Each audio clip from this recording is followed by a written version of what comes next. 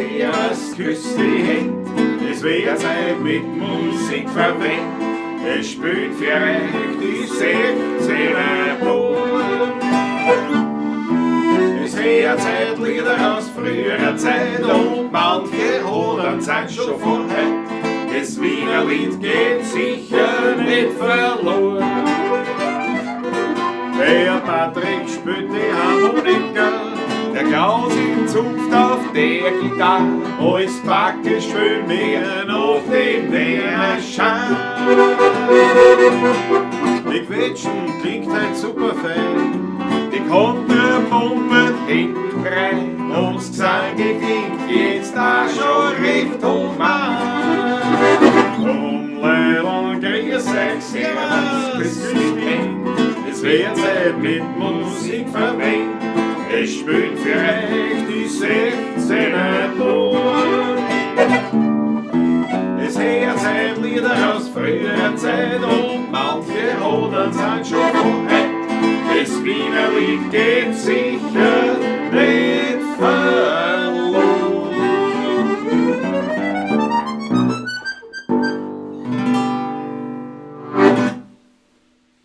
Jawohl, grüß euch Gott, meine Lieben. Wieder mal Pavlatschenzeit ist 20:15 Uhr an einem ersten Montag. Nein, oh nein, an einem zweiten Montag im April im Jahr 2026. Wie anders geht es sich nicht aus, weil letzte Woche war ja Ostern. Heute haben wir die Pavlatschen Nummer 297. Wenn ich recht informiert bin. Bravo Patrick, bravo Patrick. Habe ich die Ehre. Von mir, grüß euch gut, servus, habe ich die Ehre, servus Patrick, im Studio Donaufeld. Das ist mir wieder eine Ehre, ja? Mir auch, große Schön. Freude. Ich habe alles wieder präpariert, so wie es gehört. Natürlich, dann haben wir uns unterhalten über alles Mögliche, eigentlich über Anzüge, Ja. weil ich so viel Gewand hergibt, weil natürlich, oder hergeben habe auch nicht, weil ich so viel abgenommen habe. Zum einen, zum anderen heiratet mein Neffe und ich bin der Trauzeuge, kann man wieder ankaufen, es ist aber erst im August, jetzt haben wir dann gesagt, ich kaufe ihn erst im Juni, Juli. Ich habe mir gedacht, ich habe einen Tipp gegeben, Klaus, du musst nicht nur warten, das ist jetzt April, weil wenn weiterhin die Abnahme so dahin schreitet, wird der wieder nicht passen bis in August. Ne? Oder bei mir auch ähnlich, nicht? Also wahrscheinlich so. Auf jeden Fall haben wir so dahin geredet und dann sind wir drauf gekommen, Jesus, nein. Wir sind in 10 Sekunden live, haben die Instrumente aufgenommen, alles gemacht. Dann bin ich drauf gekommen, was ich alles noch nicht eingestellt habe. Also, ja, wie es gehört eigentlich. Wie Und je, nicht? Das So ist, schaut's wie seit 6 Jahren plus. So schaut's aus. So ist es, ja. Back to Roots. Ansonsten, hoffentlich versteht man uns gut, passt alles so, wie es ist.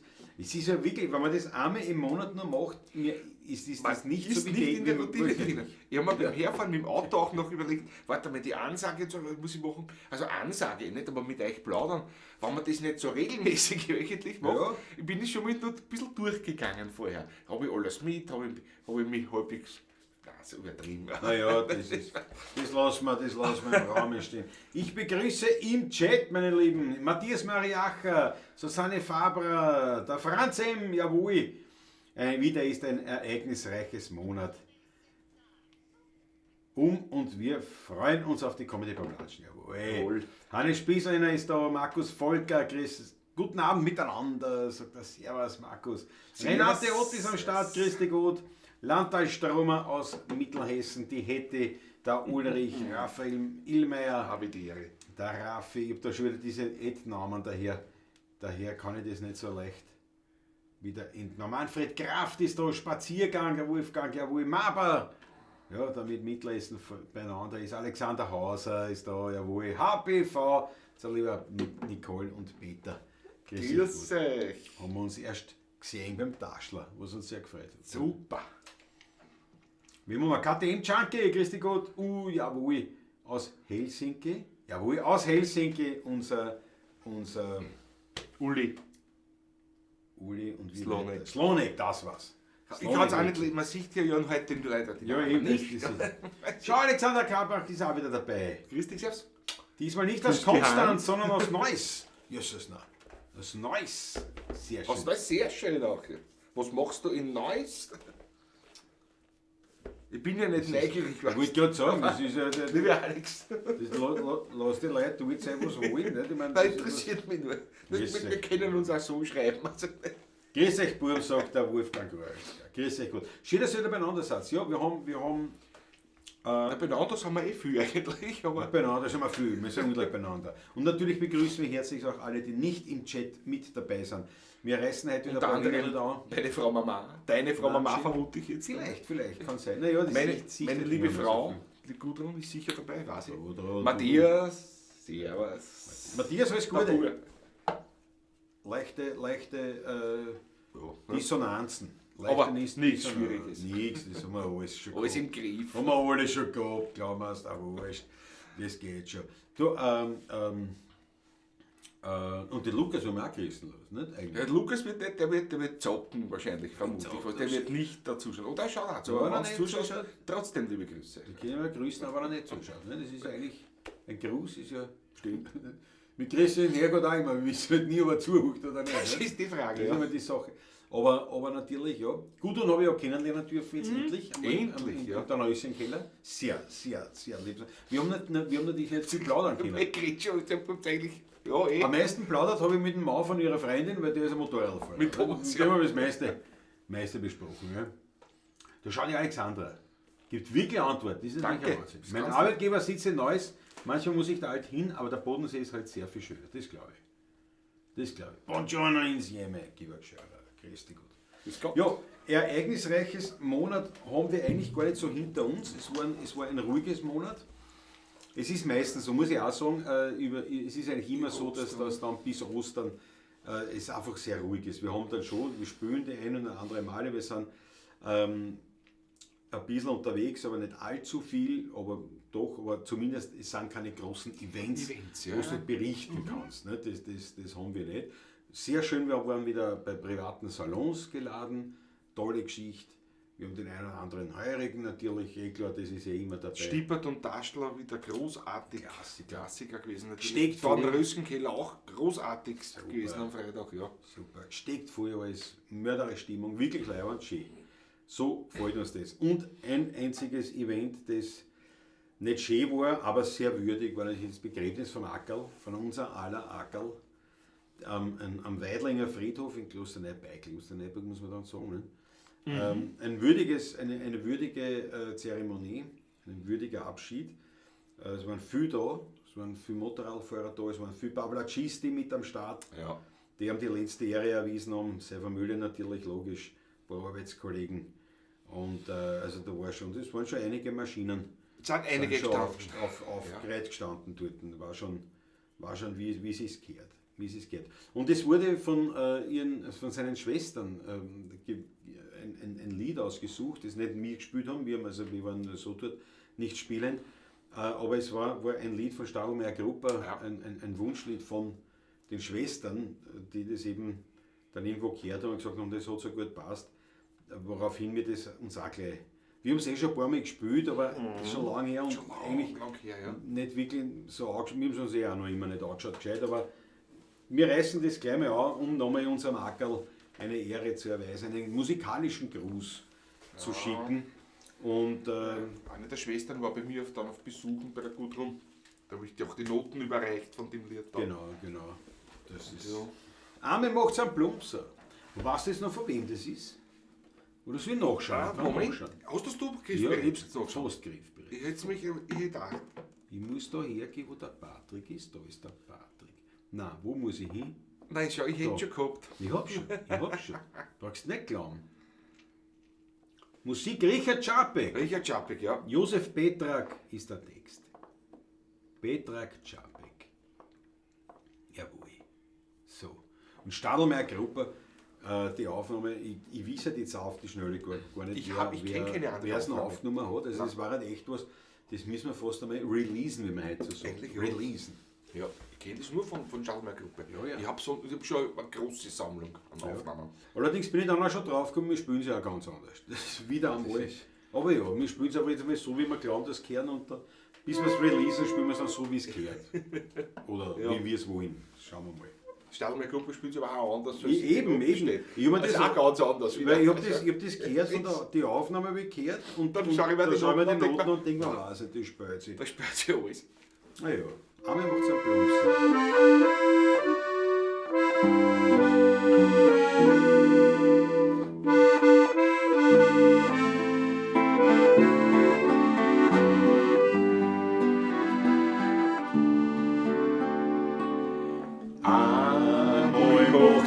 Plumpsen und Ansehen.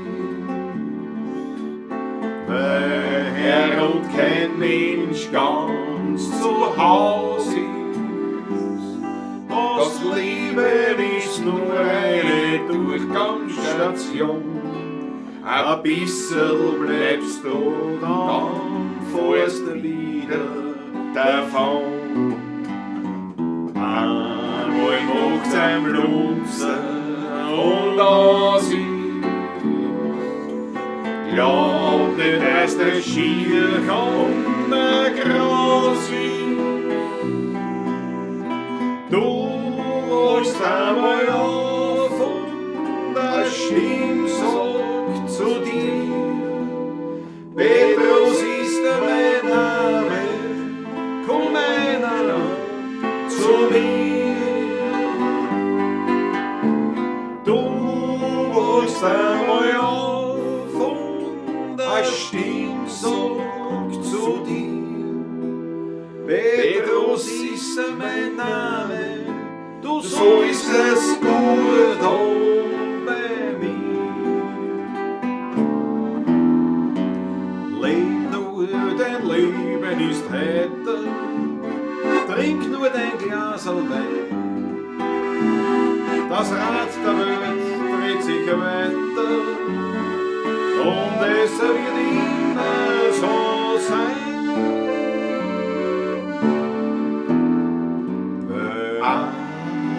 Ich macht's ein Plumpsen und Ansehen. Wer und kein Mensch ganz zu Hause ist. Das Leben ist nur eine Durchgangsstation. Ein bisschen bleibst du, dann fährst du wieder davon. Einmal macht's ein Plumpsen und Ansehen. Glaub nicht, dass das Schier kommt, der Gras ist. Du wachst einmal auf und eine Stimme sagt zu dir: Petrus ist mein Name, komm einer zu mir. Du wachst einmal auf und eine Stimme sagt zu dir: Petrus ist mein Name, du sollst es gut haben bei mir.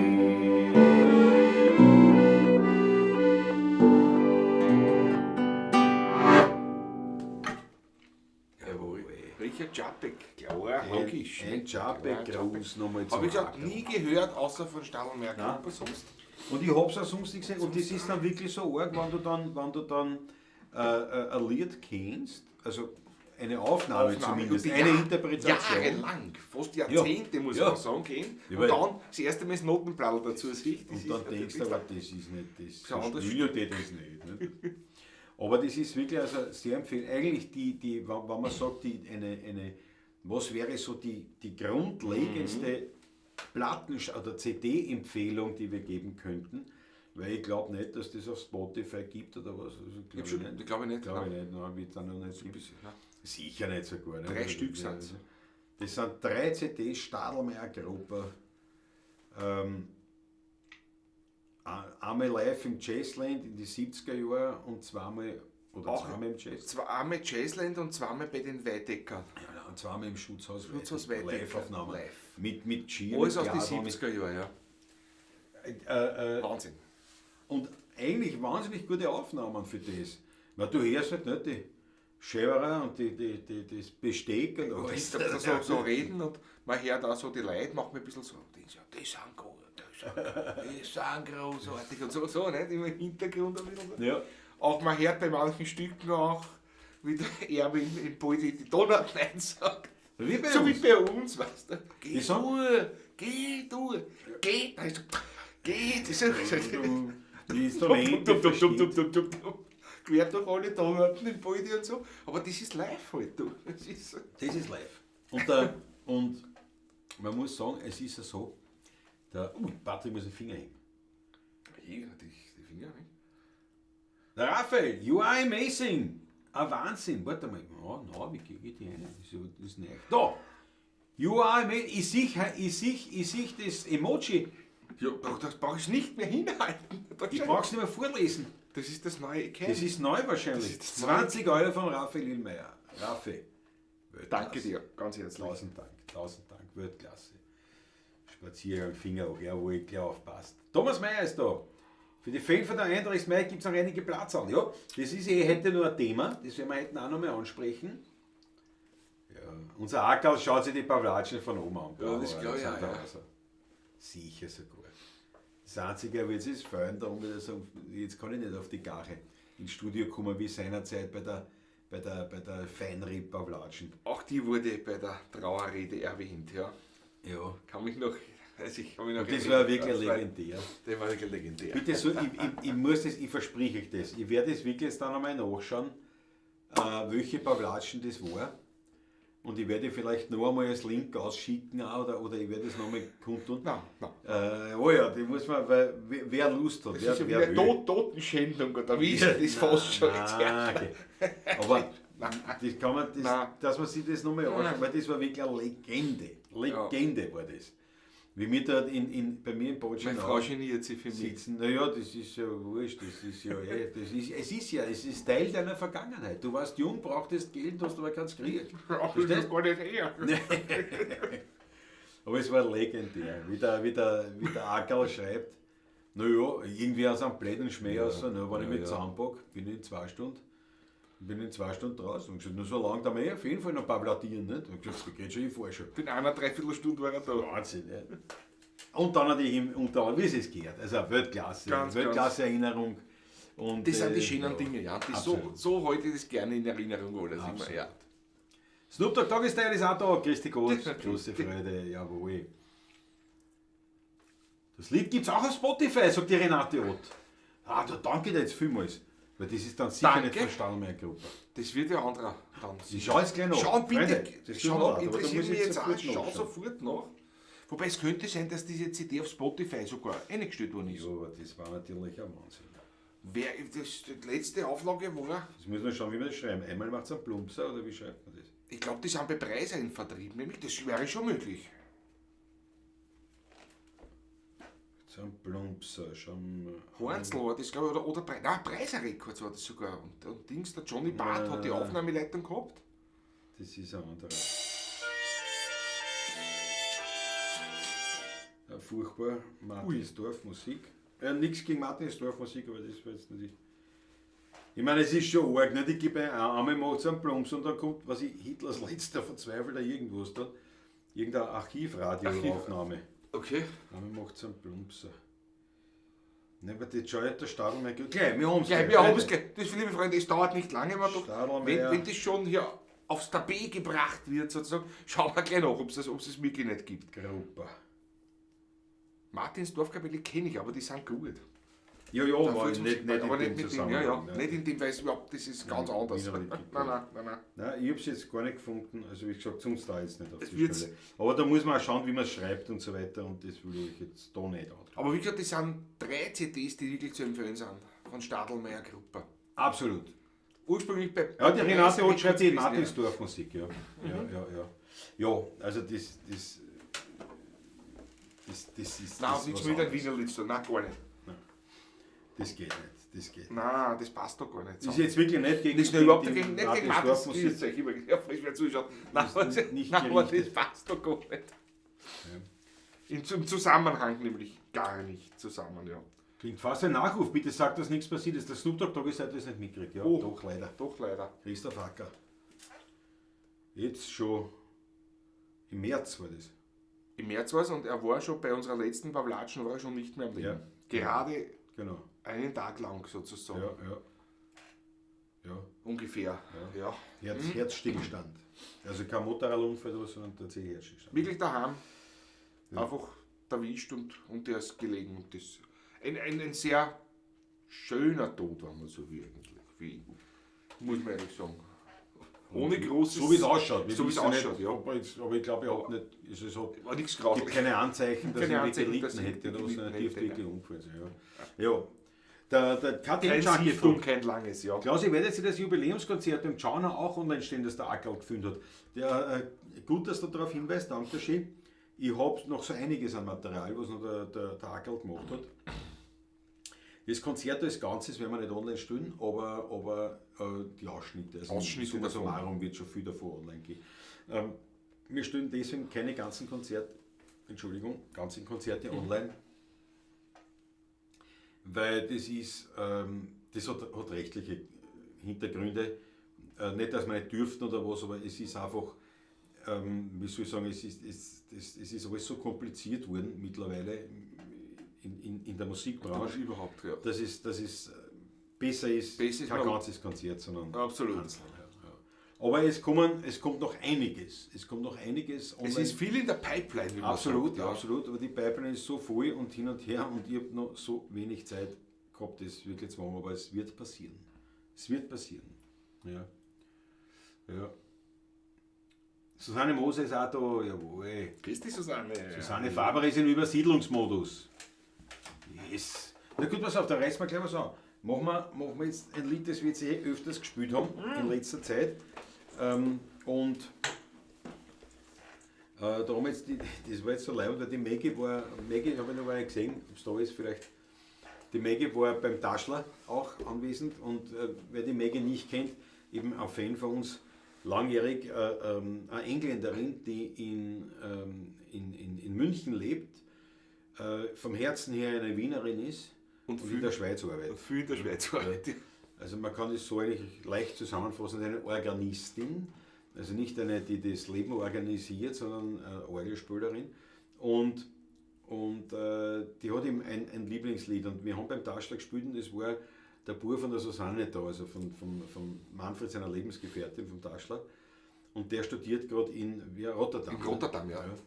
Und der hat zu mir gesagt, geht jetzt uns das Lied spielen? Geht mir das Lied spielen, weil das ist bei mir auf der Playlist auf Nummer 1 immer, wenn ich studiere. Also wenn ich draußen bin, weil ich bin immer froh, wenn ich wieder heimfahre auf Wien. Das Schönste im Ausland ist ein Vorkarten nach Wien. So, also das Lied heißt nur Vorkarten nach Die Wien. Vorkarten Die Vorkarten nach Wien heißt es, glaube ich, offiziell. Ja. Genau.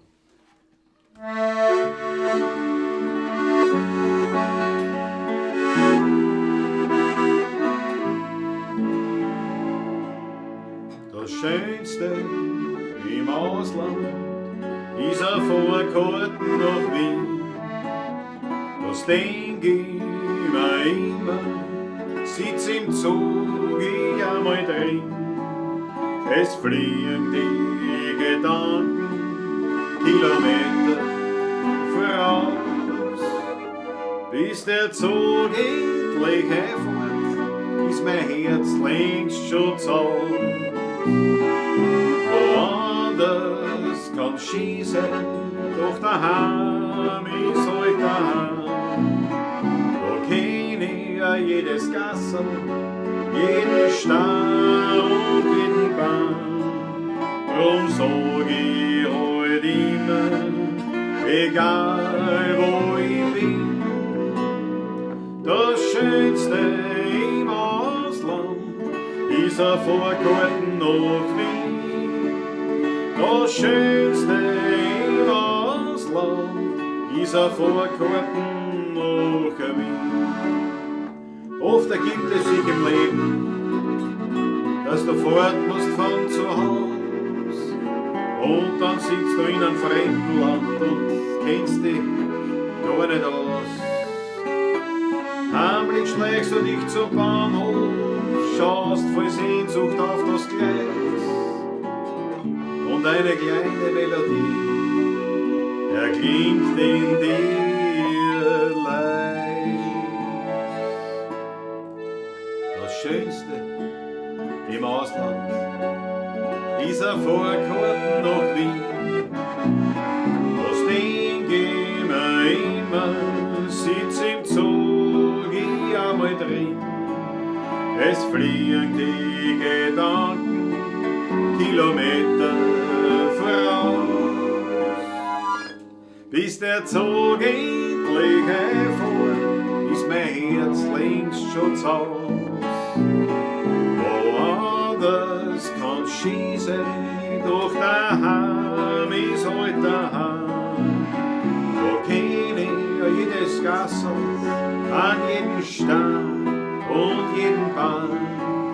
Drum sag ich halt immer, egal wo ich bin, das Schönste in das Land ist ein Vorgarten und Wien. Das Schönste in das Land ist ein Vorgarten und Wien.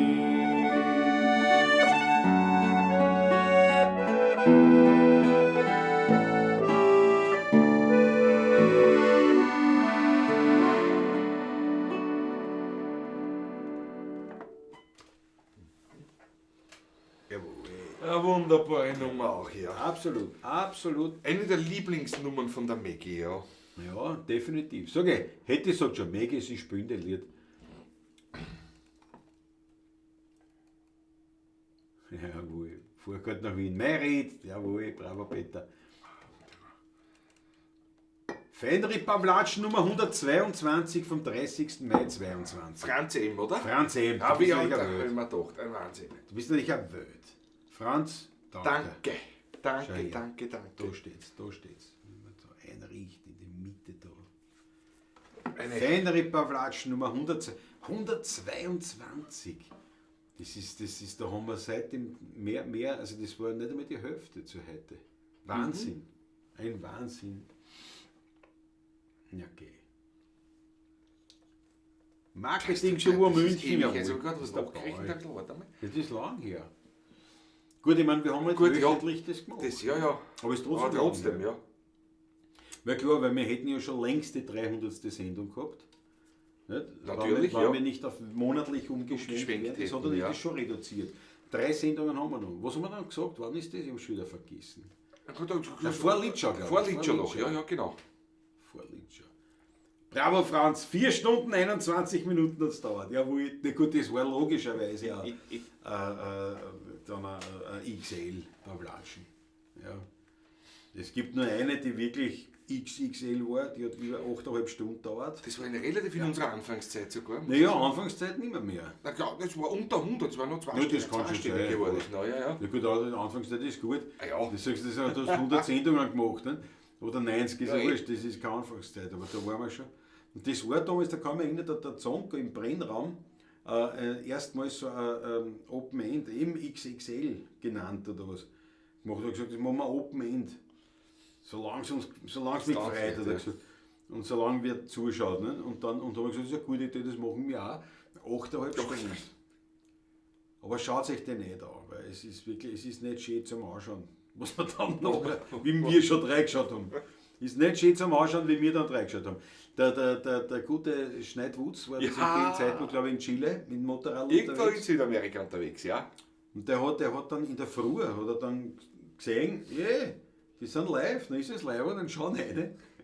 Hat er gesagt, alle angesoffen natürlich. Er hat gesagt, inklusive der 12 Personen, ich glaube 12 waren es, die noch im Chat damit Ja. dabei waren. Und ganz erstaunt war er, dass man sogar sehen konnte, wie jemand lallt beim Schreiben, Ja. beim Kommentieren, schriftlich. Ein Wahnsinn. Ein Wahnsinn gewesen. Ein Die haben Wahnsinn. alle beim Schreiben schon gelallt, ja. Jawohl. Da ist eher Susanne Faber. Vom 21. in den 22. nach Aspern. Da schau her, nach Aspern. Zum Asperner Löwen. Ja, dann bekommst du natürlich deinen Fiaker, das ist ganz klar. Na klar. Was im Umzugsmodus bist.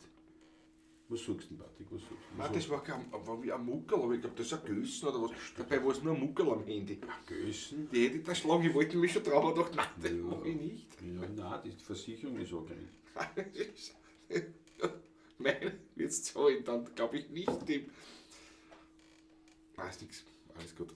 Naja, das ist dann blöd, nicht? Wenn du sagst, deiner Haftpflichtversicherung, sagst, mir ist leider passiert, dass ich von einem Freund das Handy zusammengehauen Da habe. schlag, ich hab's da Das ist, ich geschlagen. meine, es haben halt ein paar Leute gesehen, live auf Video, er hat halt aufs Handy hingehauen. Ja, das ist dann halt schwer, nicht? Ich hab's halt da schlagen Ja, müssen. ist der Schlag müssen, das Handy war... Das war leider wie sagt man da dazu? Kollateralschaden. Ja, das Handy war zwischen Faust und Mücke.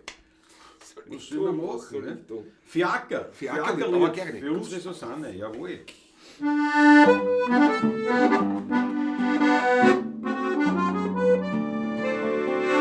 Ja, ich fiel zwei halbe Rappen, mein Zegel steht am Grab. Ach so wie die zwei Trappen wird's nicht bald gesehen haben. Ein Peitschen? Nein, das gibt's nicht. Wie es nur nicht schlagen. Das höchste war ein Scharnwetzer, sonst zerrissen sind wir den Wohn. Vom Land zum Lusthaus Vorriss in 12 Minuten hin. Da springt man keins in Galopp, da geht's nur rüber, trop, trop, trop. Wenn's nachher so recht schießen, dann spüre ich in mir drin, dass ich die rechte Brutz noch hab, dass ich ein Fiaker bin. Ein Kutscher kann jeder werden, aber fahren, ja das können sie nur in Wehr. Mein Stolz ist, ich bin heute nicht so wie ein Kind. Ein Fiaker, wie man den alle Tag findet. Mein Blut ist so liftig, so leicht wie der Wind. Ja, ich bin alt pfiff, nicht so wie ein Kind. Ja, ich bin bald 60 Jahre alt, 40 Jahre, steh am Stand. Der Kutscher und sein Zeige waren alle fest benannt. Und kommt's einmal zum Anfahren und wäre dann begraben, ja dann spannt's mir meine Robben ein und führt's mich über den Graben. Dann lasst's es aber laufen, führt's mich im Trab hinaus. Ich bitt mir's aus, nur nicht im Schritt. Nehmt's mir nicht ein wenig ein Kreuz mit. Schatz, das ist ein Muss, das umziehen, ins allerletzte Haus. Und die Leute, die sollen's ruhig merken, ein Fiaker führen's hinaus. Und auf mein Grabstein da soll ich stehen, damit's die Leute deutlich sehen. Sein stolzer Mann, er war heut ein echter wie ein Kind. Ein Fiaker, wie man nicht alle Tag findet. Sein Blut war so liftig und so leicht wie der Wind. Ja, er war alt, ein echter wie ein Kind.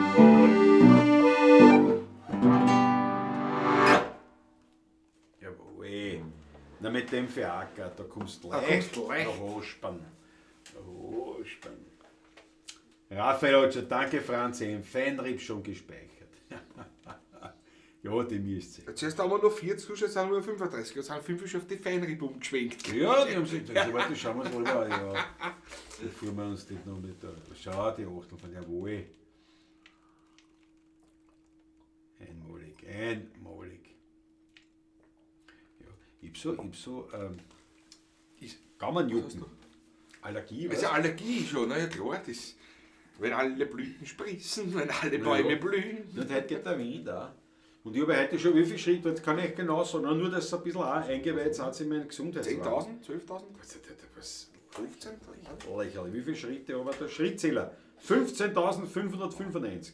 Erst 5 Schritte und über 15.600. Der kehr mir auf und Die 5 Bocke. Die 5 Bocke. Was sagst du? Nicht schlecht. 10 Kilometer, fast 11 Kilometer. Ja. Ja.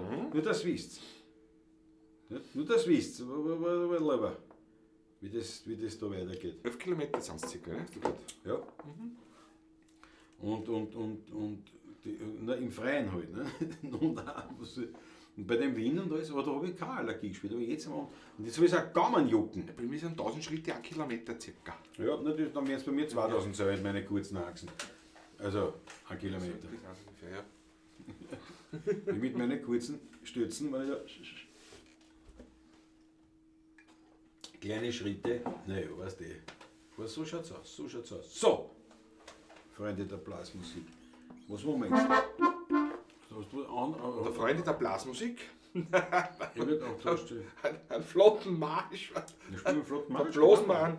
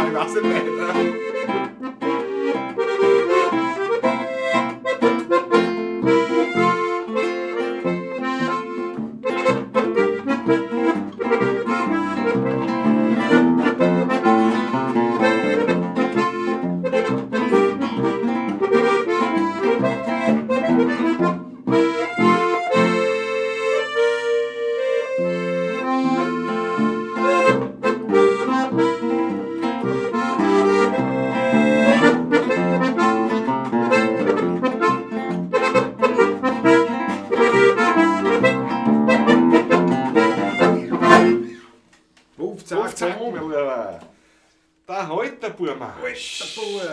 Fast ein bisschen Ähnlichkeit mit dem, der Rudolf Kronig hat einen Marsch geschrieben, der die Jager sind da. Jo.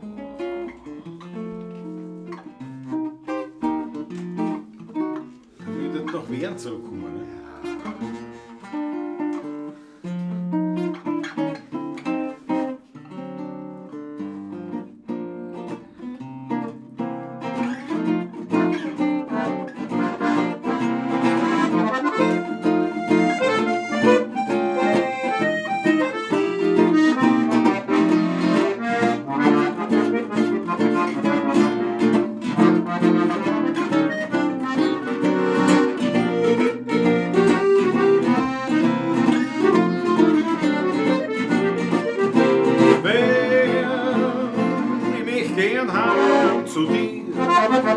Zu dir und meine Haare, ich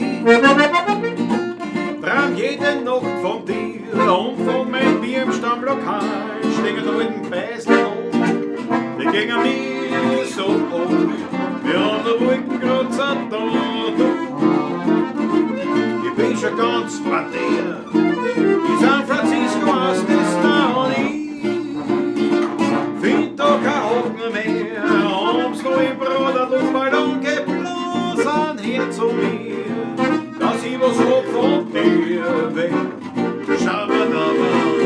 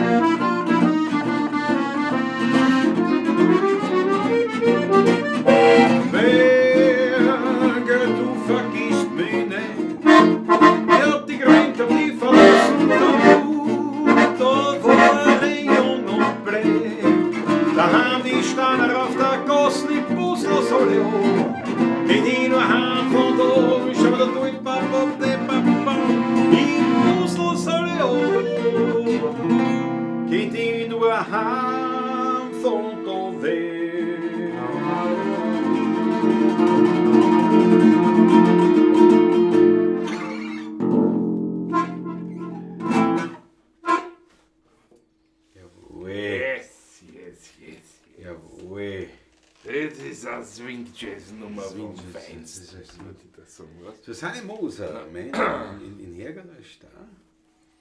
Oder am Schoß von der Mama haben wir schon lange nicht gespielt. Ja, schön, schön. Oh, beim letzten Mal, aber das macht die Gell? Spiel. Nein, den Schoß von der Mama. Ja, die haben wir gespielt. Aber ich spiele den, der gehört in jeder Sendung gespielt. Gehört in jeder Sinn. Aber Finde den ich Schoß von fast, der das Mama auch. weiß ich gar nicht.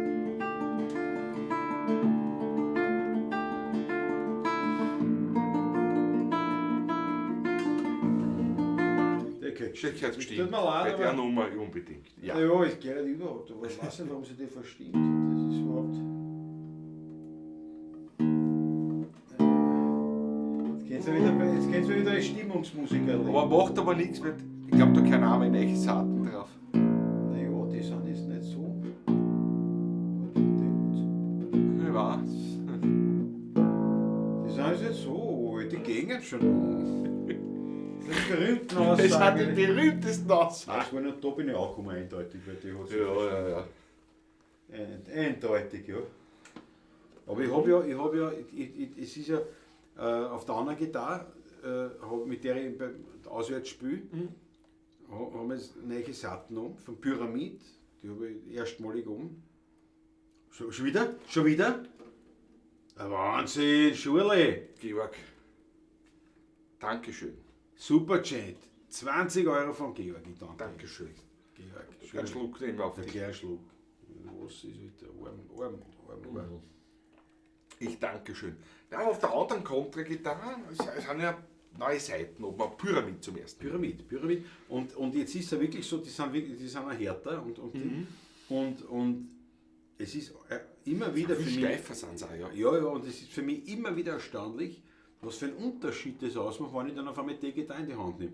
Da habe ich jetzt ja daheim nicht gespielt mit, jetzt haben wir die ganze Zeit gespielt. Kannst du mit der Dings, ja. Letzte Woche 3 Mal, nicht? Mit der anderen und jetzt nehme ich die in die Hand und es ist für mich wie ein anderes Instrument. Das ist ein Wahnsinn. Landpartie mit Zeiserlohn für die Schule, jawohl. Merkt er bitte. Ja, Patrick, Landpartie, merkt er. habe ich gemerkt. Jetzt aber.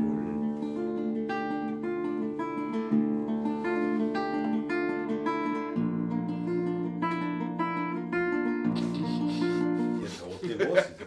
Da reißt man Welche Saaten kann Nein, das ist die auch nicht nur. Das gibt's ja nicht.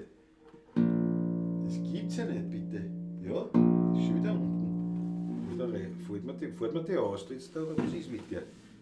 Was ist jetzt da? Nein, schaut alles normal aus. Das gibt's ja nicht, dass das so nachrutscht. Oder ist die Mechanik hin? Das kann auch nicht sein. Hätte ich auch noch nie gehabt. Bei der Mechanik kann es nicht sein, dass nachher, das Nein. ist so eine Übersetzung, also mit einem Winkel. Jetzt habe ich im Stimmt, komm, bei schnell ist bei den Wittner könnte man es vorstellen. das was noch man- halt, aber- das noch halt. Ja.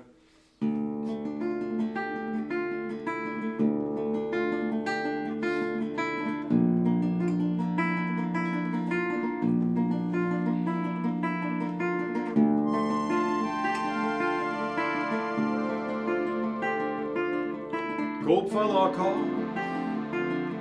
Knie raufgeschoben und die Finger zwickt und aufgeschiffte Wunden.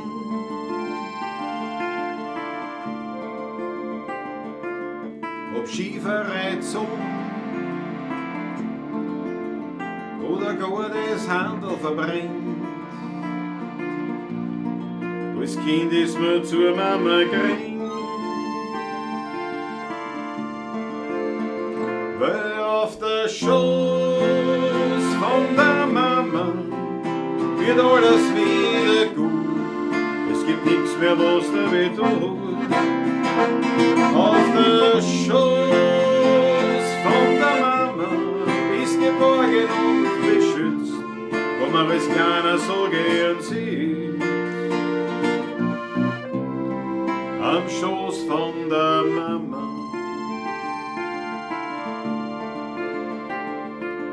Hab Spielzeug verloren, ein Botschen im Radl und ein Fleck in der Schuhe und ein blauer Fleck am Wadel. Hab eingeschossene Schein oder beim am Zündel was verbrennt. Als Kind ist mir zur Mama gerannt, weil auf der Schoß von der Mama wird alles wieder gut. Es gibt nichts mehr, was der Weg tut. Auf der Schoß von der Mama bist geborgen und beschützt, wo man als Kleiner so gern sitzt. Am Schoß von der Mama.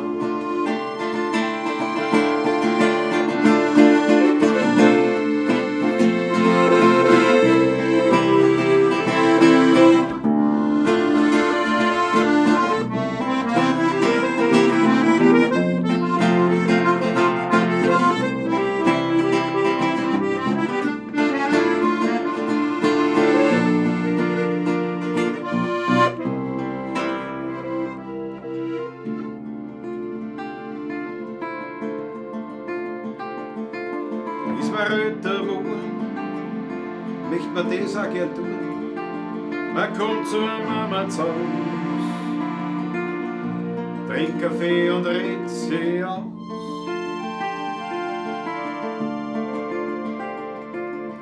Drucken manche Sorgen, die ja noch so schwer, bei der Mama nimmer mehr. Weil du legst den Kopf auf den Schoß von der Mama, dann ist alles wieder gut. Es gibt nichts mehr, was da weh tut. Auf der Schoß von der Mama bist geborgen und beschützt, wo man als Kleiner so gern sitzt. Am Schoß von der Mama. Schoß von der Mama wird alles wieder gut. Es gibt nichts mehr, was man weh tut. Auf der Schoß von der Mama ist geborgen und beschützt, wo man als Kleiner so gern sieht. Am Schoß von der Mama.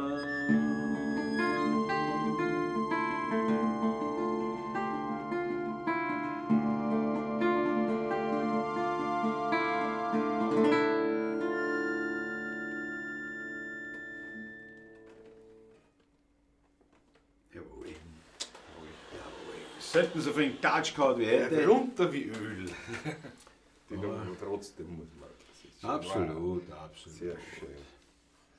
Es ist mir Mamschi, die rumspuckt. Jawohl, bravo, Eti.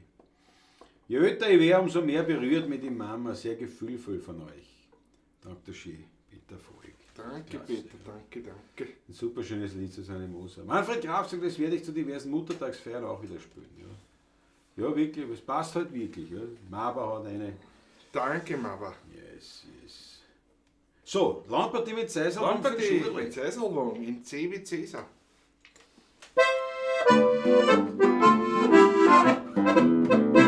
Wir Fisch, kurz und lustig in früheren Jahren, sind Lernen am Sonntag aufs Land rausgefahren. Kein Rad und Öftöf und kein Stand von Benzin, kein Mensch und kein Viecherl wohin. Am Cäsarland war die ganze Bande benannt, zum Essen hab's mitgefeiert ein Kriegsbraujahr. Zum Aufladen am uns brachen auf, was verstund, der Mühle samt die Kotzen und die Hund. Zuerst der Haus und die Frau, dann der Gradl und roter Blau, seine bessere Hüfte auch, dann der Bierversüberer Schlag. Als der Alte wurde dabei, kriegt der Stucker Zähne gleich, der Friseur gibt Oberliché, hängt am Trittbrett wie ein Schneck. Am Bocker mit der Riewiesel Mosen sitzt vor ihm der Hofmusikant. Der tut auf sein Post, der Blosen,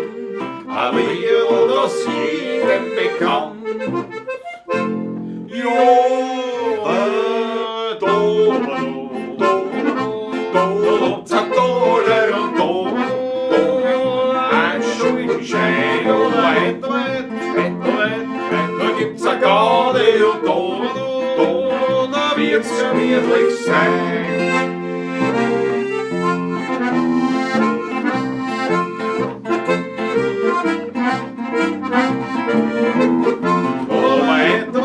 Da gibt's eine Garde und da wird's gemütlich sein.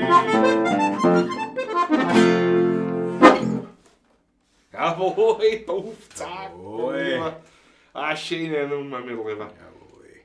Da hat sie irgendwas da oben. Was hat sie da bei mir. Ja, du ist ein bisschen schütteln. Also. Ja, Das ist immer gut. jetzt ist sie wieder da. Da Ein bisschen aufhauen vielleicht. Schein halt schön, aber. Ein Schäber, mach ein Schäber. Schau, all my stuff, so genießt die Zeit mit euren Liebsten, solange es möglich ist. So schaut's Ja, aus. genau so ist es. Wahre Worte. So, und weiter sehe ich, der Schürle, der Franz, die haben jetzt da die Emojis, nämlich den gespritzten. Möchte ich euch herzlichst ans Herz legen. Herzlichst ans Herz legen, sagt man so nicht, aber. Und zwar an die Möglichkeit, uns zu unterstützen. Jawohl, eine damit. Support, sagt man jetzt. Support. Das geht natürlich, wie wir so gesehen haben, da mit Superchat. Superchat. Fragt mich nicht, wie es geht. Was weiß ich. Superchat, dann natürlich auch als Kanalmitglied. Ja, das ist für 4,99 € im Monat ist man dabei. Symbolisch quasi zahlt man unser Achtel. Beim Taschler. Nicht? Also, woanders geht sich das nicht aus. 2 Achtel um 5 € geht sich gar nicht aus. Nein, geht geht's ja wirklich nicht nur aus. Geht's ja beim Taschler, glaube ich, auch nicht mehr aus. Nein, wird's ja. Wir schauen können vielleicht. Ich weiß nicht. Na, schon. Geht natürlich auch als einfach ein Schmattes, ein Obolus, einen ordentlichen Beitrag per Online-Überweisung oder PayPal. Wie sich das aussucht. Es war leider. Infos findet ihr nochmal in der Videobeschreibung. Also, was die Kontonummer oder IBAN, wie das jetzt heißt, und die ganzen Schnell. Also, ja. War leibend, wenn es Kontonummer, ja. Wenn sie so wachsen lassen, war das wirklich super. Wie gesagt, wir haben ja auch vor, erstens einmal, es ist einfach eine Art von Applaus, sagen wir es einmal so. Genau so ist Und das. konkret werden wir uns ja irgendwann eine neue Kamera kaufen, weil die ja wirklich Zicken macht. Wir aber das haben wir. wir wollen nichts, was Zicken macht. Das Richtig. ist so. Und wir haben das Und jetzt einmal ein das- bisschen irgendwie durch den Akel Ja, und ein so. bisschen schleifen Weil lassen. das war ja natürlich unser Kameramann im wahrsten Sinne. Auch im Beratend natürlich, wenn So wir was ist braucht es, haben. so ist Der, es. der Wissen gehabt einfach. Das, Und es wird, ich meine, ich weiß nicht, muss ich dann wieder schauen, aber er hat uns ja eine empfohlen. Und wenn wir schauen, ob es die wird, aktuell schaut es so aus. ja. Aber wir haben uns jetzt nicht darum gekümmert, weil das ist zu sehr noch, wie man so sagt, Ackerl-Stuff und das hätte uns noch irgendwie, weiß nicht, keinen Spaß Na, gemacht, komisch. sagen wir so. Ja, das ist Und wenn wir dann schon eine neue Kamera haben, dann wollen wir einen Spaß auch dran haben, dann wollen wir es gleich, weil dann funktioniert es auch. genau, außerdem. Erfahrungsgemäß. Kann man wirklich sagen. Das ist so. Also wie gesagt, für euren Schmattes, für euren Obolus danken wir euch herzlichst. Haut was rein, lasst uns gespüren, dass es euch wirklich taugt. Das wäre wirklich sehr Dankeschön, leibend. sage ich auch schon von meiner Seite. Mal, ja. Balladmoment immer wieder zu hören. Danke, wieder schön euch zu hören. Jawohl, freut mich. Danke. Wenn ihr zur 30. Bablatsch was Besonderes machen wollt, dann lade ich euch recht herzlich zu mir nach Burgstall ein. Mit Unterkunft und Verpflegung. Das ist lieb von Johannes. Das Das ist ist ganz Das lieb. werden wir aber, ich sag dir was, das werden wir sicher nicht machen. Weißt du warum? Weil wir ja, das ist die letzte Bablatschen vor Litschau.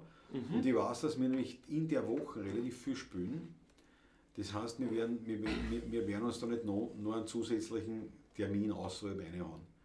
Ganz Genau, schlicht weil und da einfach. spielen wir vorher an und dann kommt Litsch. Das Ja. Litscher-Wochenende ist hart. Das ist hart, das ist echt hart. Diesmal leider ohne Ackerl, war natürlich wieder mit dabei gewesen. Aber super, danke dir Hannes für die Einladung.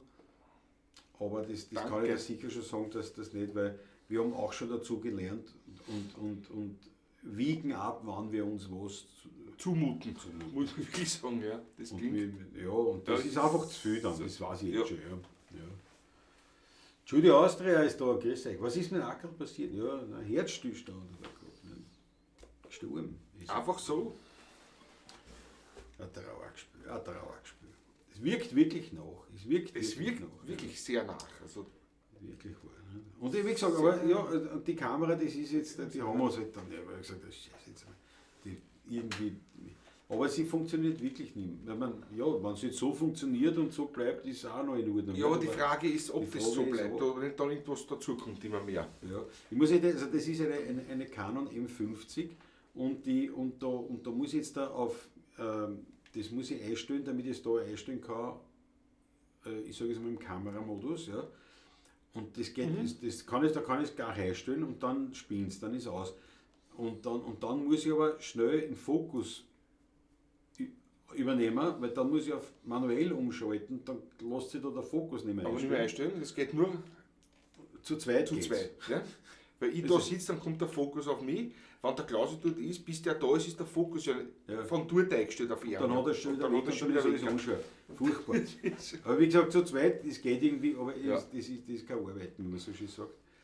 Es ist kein Arbeiten. Und da hat uns im Tagerl auch eine empfohlen, auch eine Canon wieder. Mhm. Und ja, ich weiß jetzt gar nicht, 500, 600er sowas, glaube ich, Mhm. herum 600er, ja. in dem Bereich. Kostet. Wahrscheinlich wird es die werden. Aber wer weiß, es tut sich da so viel und so schnell. Da musst du am Laufenden bleiben, das ist ja Wahnsinn. Ne?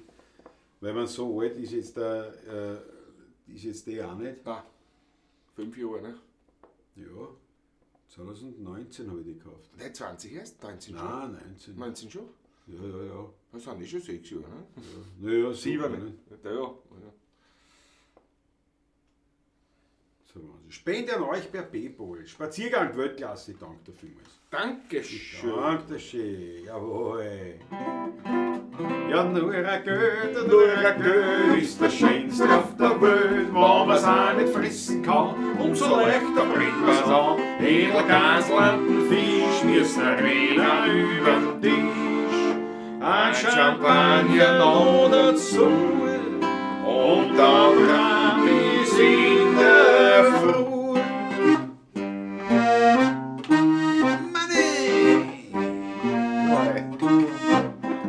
Ich glaube, meine Erbtante wird 120 Jahre. Ob ich die Erbschaft noch erlebe, ist nicht ganz klar. Sie hat die Tausender im Sarg und ich kann's brauchen. Rennt schon in den Schuh, hab nichts zum Tschechen, nichts zum Rauchen. Sie lebt bescheiden und seine Tante Melanie. Und die Verwandtschaft wartet schon lang auf die Marie. Es ist eine Ungerechtigkeit auf ihrer Welt. Die Tante raucht nicht, die Tante trinkt nicht, die hat kein Hammer, die hat nur Geld. Und das ist das, was uns auf der Welt so fehlt. Jawohl! Jawohl, die Erbtat. Jawohl. Peter Brachtl ist mal wieder dabei. Guten Abend zusammen, Herr servus. Brachtl, servus, grüß dich. Ja. Das verflixte 7. Jahr, sagt der Allmeier dafür, stimmt. Ja. Ja, die Judy sagt auch, ja. Ich bin mit einem beim Taschler gestanden wie ein Blödelt. Ja, was sonst? Ja, was sonst, ja? Ja, kann man nur blödelt. Nicht nur, aber viel. War echt geschockt, als ich es gelesen habe, das glaube ich. Ich habe mit dem Christoph nie geblödelt. Ein ernstes Leben haben wir geführt beide. Furchtbar. Jawohl. Ernst. Hubert das Garmisch hat uns einen 5 ins Paypal-Körperl gehabt. Ich danke dir herzlich. Danke dir. Weltklasse. Danke dir herzlichst. Ja, guten Abend zusammen. Judy Auster, glaubt mir, eine schlechte Kamera kann ich nur schmeicheln. Ja. Naja, aber sie muss funktionieren. Sie muss ja Funktionieren soll das schon. Und was ist, wenn die nicht funktioniert? Dann haben wir wirklich kurzfristig, weil das einmal, ich habe das probiert mit dem Handy. Weil mein Handy grundsätzlich, mein iPhone, das ging nicht. Also wenn ich jetzt ein Video, könnt ihr die aufnehmen, von dort sind wir beide oben drauf. Aber das Aber diese Verbindung da mit dem Computer, dann geht nämlich nur eine Kamera, da geht diese eine Linsen nicht. Also weiß ich nicht warum, das ist ja die Webcam-Funktion oder was. Ne? ja, und da haben wir nicht drauf, einfach beide. Das Nein, geht das sich geht nicht sich aus. nicht Und der aus. Weitwinkel geht nicht, sozusagen. Ja. So ein großes Studio habe ich nicht. Dass wir noch weiter wegrutschen. Ja. Das geht sich nicht aus. Was soll man tun? Was soll man machen? Was soll man machen? Die Überweisung folgt demnächst von mir, Manfred Graf, das ist Welt. Danke. Danke, Manfred. Dankeschön. Also wie gesagt, danke. wir werden wir bitten euch herzlichst um Beisteuerung sozusagen, Bausteine für die neue Kamera, Webcam. Der Vorteil ist natürlich bei der, was er uns da empfohlen hat, dass man denen sich auch relativ gut einsetzen kann, wenn man wo spielt. Und spielen als Live-Mitschnittskamera Ja. sozusagen. Ja. Weil der dann Kühler dabei und was weiß ich. Also, es ist. Also viel besser als ein Action-Cam, also viel Ja. besser. Ja, es Für ist- unsere Zwecke nämlich. Es Ja. klingt ganz brauchbar. Ja. Aber ja, man kostet auch, wie gesagt, ich glaube um die 600. Das Bundle, was man halt dann braucht. Da, nicht? Das Bundle. Wir sagen Bundle, nicht? Also auf Englisch halt Bundle. Bundle. Nicht? Bundle, nicht? Bundle, Bundle, wie ich sehe. Das ist die Leute immer, wenn ich sage, wo bist du, dann sage ich in Botschenau. Die Leute haben mit irgendwas hat das mit Botschen zu tun. In Botschen. Botschenau, der Botschenau. In Botschenau. In der Botschenau. So Was ich ein Nodistenbad oder was ich Botschenau, Ja. oder was ist denn dort nicht? Nicht so? ja, irgendwas in die Richtung. Die Naturalisten, Ja, mit der was weiß man. war da was. Ja? Der Wasser nehmen wir nicht, der Wasser. Bitte schön, gieß dir ein. Ist wieder an, nein, ich kann nicht Nein, nein, ich hab Schluck. Ja, Ich das wieder aus. muss ja eh schenken. Kommt ja nicht gescheit ohne. Das ist jetzt der. Ja genau, jetzt ist der Glas eh schon so dünn wegen einem Winkel. Ja, weniger geht schon nicht mehr bei uns, weißt du? Aber die Instrumente sind immer noch Instrumente gleich. bleiben. Ja. Ja, und der Wasserschädel ist ja auch gleich. Ja, der Blutzeit bleibt. Bleibt, ja, das bleibt. Ja, ja. Nein, das hat schon, also das werden wir machen. Der Kamera. Ja. So schaut's aus. So, was machen wir jetzt da? Spielen wir was? Ja, Schönes? ja, Ja? ja. Was ganz Weißt du Schönes. was? Weißt Ich du weiß, was Nicht wir nur das spielen. Spiel, da redet Was lang. Das Spiel. Ja, Was muss ich denn machen? Ich spiel's auch. Ich spiel's auch. Bitte Ich schön. bin gespannt, ob du das noch kennst. Bin auch gespannt. F-Dur.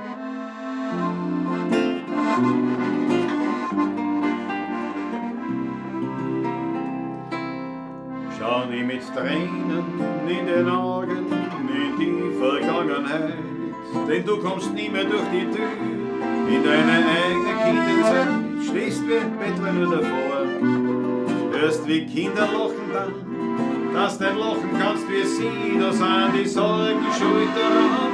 Versteh dich nicht, das hat keinen Sinn, denn dich verraten deine Augen. Du kannst doch nie mehr wie ein Kind so sorglos und so glücklich schauen.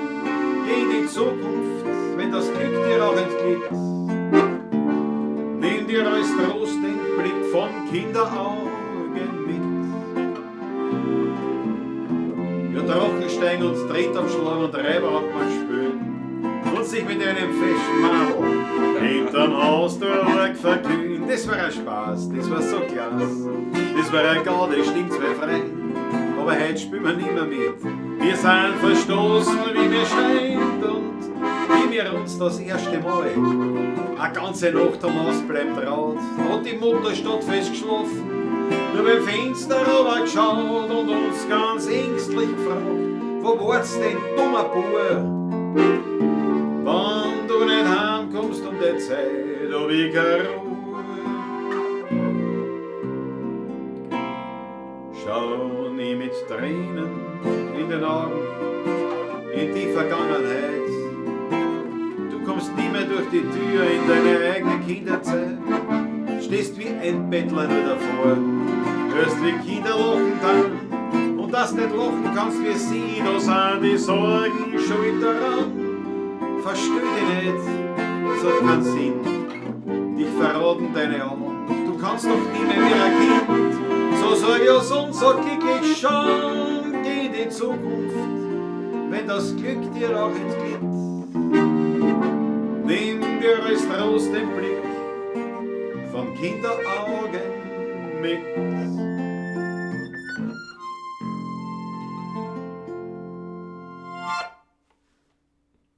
Karl Hodener. Eine selten gespielte Nummer auch, aber mir gefällt es, wir haben die schon relativ lange im Repertoire, also unserer Beginnerzeit, das der Anfangszeit. So lang ist gar nicht. Das die haben wir schon beim Ordner noch gespielt. Ja, ja, da haben wir es versucht. Da haben wir es versucht zu spielen. Ja, ja. Sie waren uns überlegen. Ja. Ja, sie waren uns überlegen. Was haben wir da? Die Grießbotschen. Ein Wasser, ich will ja nicht inwendig verrosten, wird der Edmund Sackbauer sagen. Ja, stimmt. Schau, die Renate hat statt Wasser jetzt einen schönen Kaffee und ein Stück Schokokuchen beim Thalmeier München. Zwinker. Zwinker, Zwinker, gell? Aber siehst du, Renate, von dem rede ich heute nicht. Von den Kuchen, das ist heute wirklich. noch. Aber ich hab auch etwas, auf das ich sag, hinwegblicken kann, hinaus, was ist, wenn ich in die Zukunft schaue? Auf Vorausblicken, naja. Oder, ich weiß nicht, oder? Ja, ich wollte irgendwas schon. Ich wollte das poetisch ausdrücken, ist in den Arsch gegangen. Wurscht.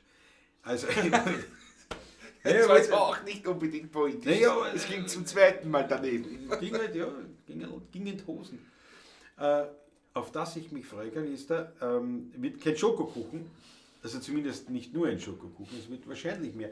Es wird ein mörderischer Ausnahmetag werden, der vor mir liegt, nämlich am Samstag, am 18. April. Da darf ich meinen 51. Geburtstag begehen, an sich jetzt nichts großartig irgendwie sonst, aber mit meinem Munkelein haben wir schon einen Tisch reserviert bei einem Italiener beim Brunch. Ein guter Italiener, den ich schon war. Das ist gut, das ist schön und ich wünsche dir jetzt schon guten Appetit. Also Danke, schöne danke. Sache, ja. Danke, ich wär ein stärkeres Magenpulver nehmen im Vorfeld schon wahrscheinlich, sicherheitshalber. Aber auf das gefreut mich. Also das wird auch so eine Schokogeschichte. Sicherheitshalber ein paar Berberitzen essen, mehr nicht. Naja, das ist wurscht. Ich habe ja auch tatsächlich also mit Zucker jetzt gar nicht mehr so wirklich Probleme. Ne? Das ist ja eher noch, dass der Stoffwechsel das Ganze wieder gesund wird. Ja. Geht ja nicht ganz gut. Geht ganz gut. Das ist aber, schön. ja, Renate Ott auf jeden Fall ein leibender Zwinkerer. Nicht? Manche werden es jetzt gar nicht auskennen, einige schon. Wurscht. Auf jeden Fall, ich freue mich, 18. April, Samstag. Und der hat Samstag und Sonntag Brunch.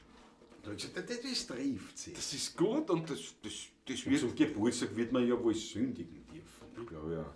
Ich werde am Samstag auch sündigen, ich bin auch eingeladen. Bravo. Was hast du auch Mit meiner eingeladen? Frau. Ich habe nicht Aber gesagt, dass ich eingeladen Ja, bin. nicht vom Klaus. Ja. Ganz, ich bin anderweitig auch Ja, eingeladen. aber ich bin nicht eingeladen. Also zumindest Also, ich ist glaube, das du nicht, bist von. das weiß ich nicht, vielleicht los, das weiß ich nicht. Aber doch, du bist das- nicht. Ich habe gedacht, du wurdest eingeladen. Mit Tisch ist nicht. Mein Onkel ist immer großzügig mit mir oder so.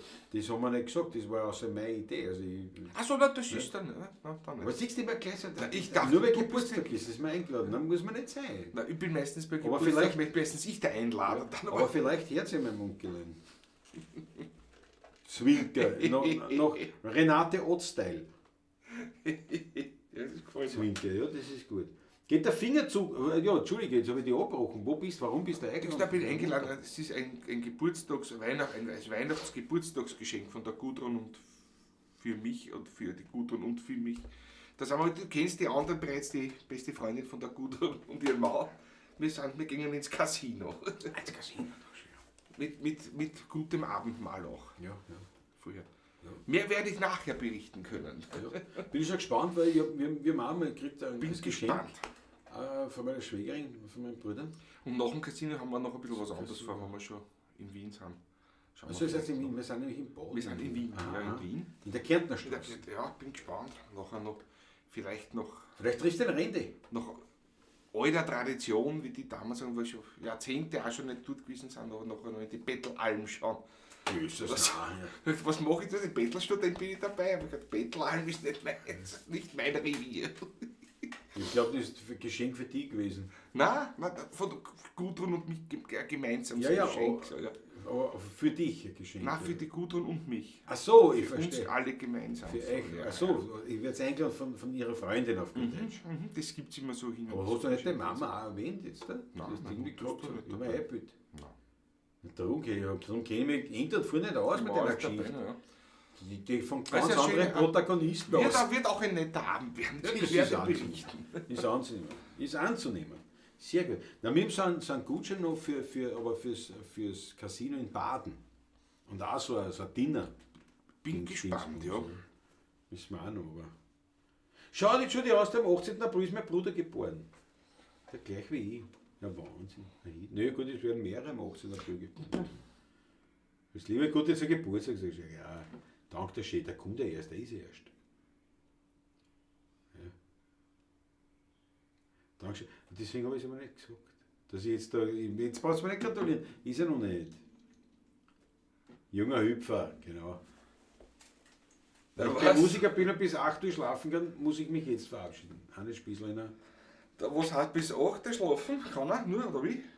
Er kann nicht bis 8 schlafen. Ja, nicht. Bei mir ist morgen um 5:55 Uhr Tagwache. Nicht? Das ist seit einem halben Jahr bei mir, sag ich. Aber mir hat das eigentlich früher auch nicht gestört. Das ist nicht schwierig für mich. Ja. Betleim ist in Konkurs, sagt die Julia. Ui, da habe ich auch nichts dagegen. Ja, Manfred, alter Shit. Ich wünsche euch noch einen schönen Abend, Hannes Spießleiner. Fitte Gott, alles Gute. Ja. Danke, Shishi. Fitte Und Gott. danke nochmal für deine Einladung. Ja, Ja, wie gesagt, leider Danke, war. nicht wüst, tun wir sie ablehnen, aber ich weiß, das wird es nicht spielen. Das wird's nicht spielen. Ist gerade in dieser Zeit überhaupt. Weil wir haben da wirklich viel und dann eben auswärts und das ist auch auf. Wir sind in einem Alter, wo das schon Aufwand ist für uns. Wirklich wahr. Das ist eine Tragik. Na, tragisch ist das nicht. Na schon irgendwo. Im Casino in der Kärntnerstraße gibt es kein Restaurant, sagt der Spaziergang. Naja, das wirst du noch klären. Ne? Wir sind im Casino, mehr weiß ich nicht. Ich hab das. Wahrscheinlich im Boden. Nein, wir sind in Wien. Ja, da gibt es ja Und noch das. da gehen wir woanders vor essen hier. Da bin ich fast eingeladen. Und Wird eingeladen zum Essen, ne? Der reicht eigentlich. das Ne? habe ich schon gereicht. Ja. Da wird berichten, weil wahrscheinlich essen sie in der Betleim, mit dem Konkurs ist. Ne? Nein, das sicher nicht. Aber ich freue mich schon drauf. Weil, das haben sie Wenn wir gesagt. was essen. Das sind eingeladen in die Betleim, aber es ist ein Casinospiel, weil wir wissen nicht, ob es noch offen haben. Nein. Das ist dann im Konkurs, deswegen ist es ein Spiel. Da gibt es auch ein Package, gibt's da, das weiß ich. Ja, ja, immer nicht. Oh ja, ich glaube aber schon. Gibt es kein Restaurant? Ist ja wurscht. Es wird im Boden sein. So Nein, wir sind nicht Wien, das weiß ich. oder es wird nicht im Casino sein. Ja, oder so irgendwie. Aber Casinos haben wir jedenfalls, das weiß ich. Irgendeine Casino-Geschichte. Irgendeine Mit Casino-Geschichte. Essen. Das Jetzt weiß ist ich natürlich nicht. so, jetzt haben Guter wir Essen. wirklich alle gespannt und dass ich das muss. Ich muss das berichten, das habe ich ja vor beim nächsten Ja, Mal ja. natürlich. Ich Groß und breit. Wer auf Facebook mir folgt, uns folgt, wird auch dort vielleicht was erfahren. Genau.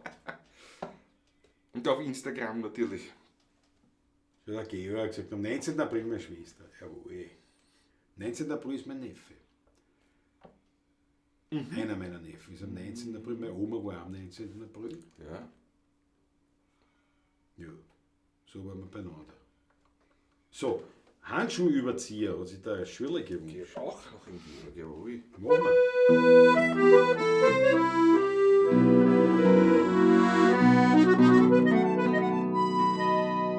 Da draußen am Ulrichsbergl, in einem kleinen Haus, da war vor vielen Jahren ein Handschuhmacher zu Haus.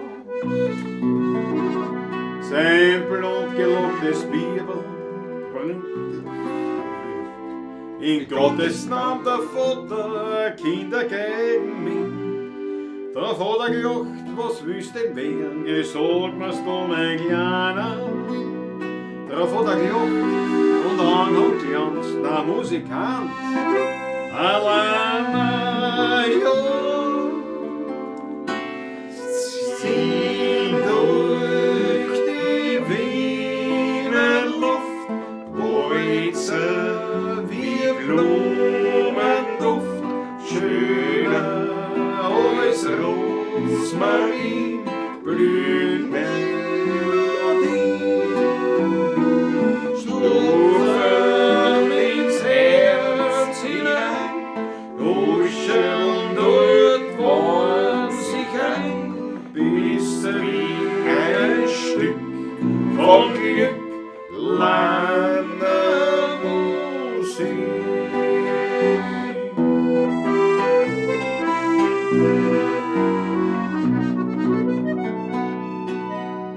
Und wie die Vögel singen, ein Bacher leise rauscht, der ganze Wald tut flüstern, als ob ein Engel blauscht.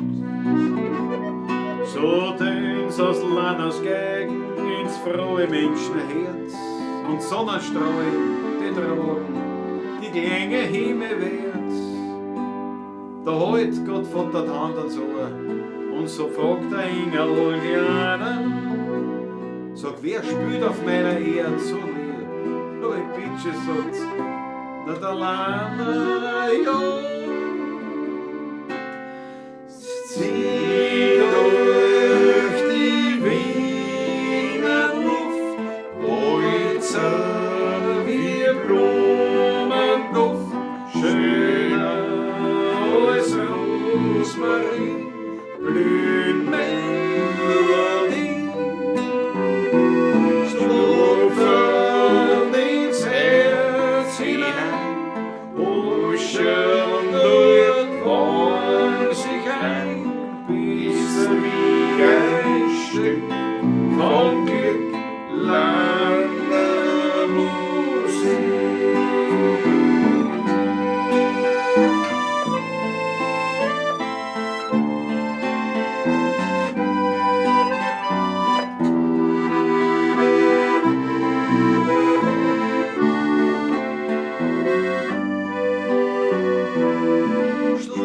Schlupfen ins Herz hinein, huschen dort vor sich ein, bis wie ein Stück vom Glück lange Musik.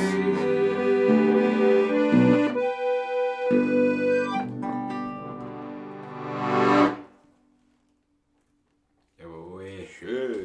Jawohl. Lieber Georg, bitteschön. Schöner Wunsch von dir, gefällt mir. Exekutiert Ja. Deluxe. Na, sehr gut. Die Achteln fallen da rein, das gefällt mir. Sodale. Sodale. Ja, weiter.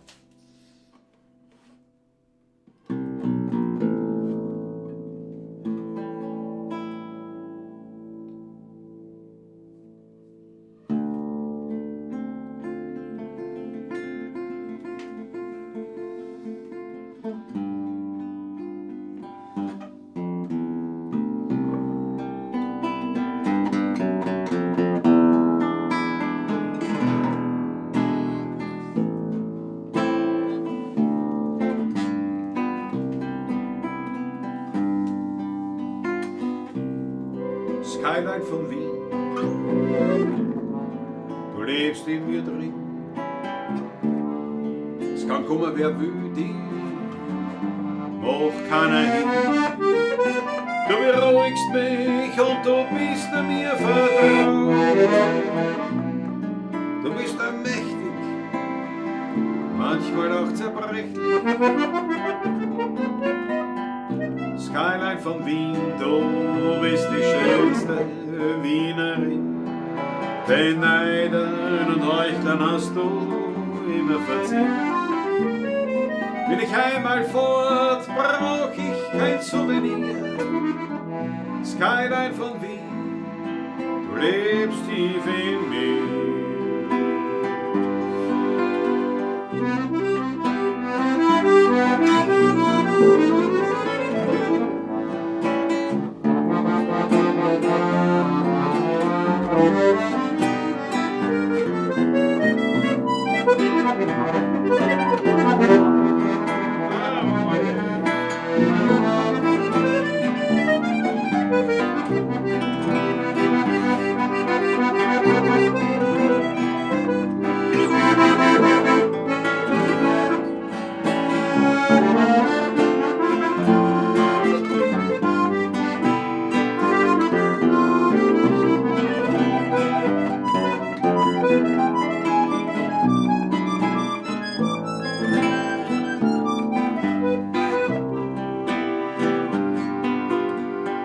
Skyline von Wien,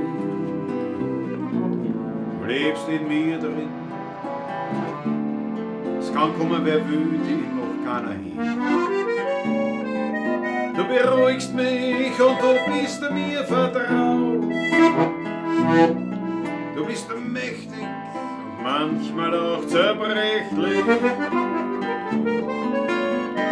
Skyline von Wien, du bist die schönste Wienerin. Den Neidern und Heuchlern hast du immer verziehen. Bin ich einmal fort, brauch ich kein Souvenir. Skyline von Wien, du lebst tief in mir.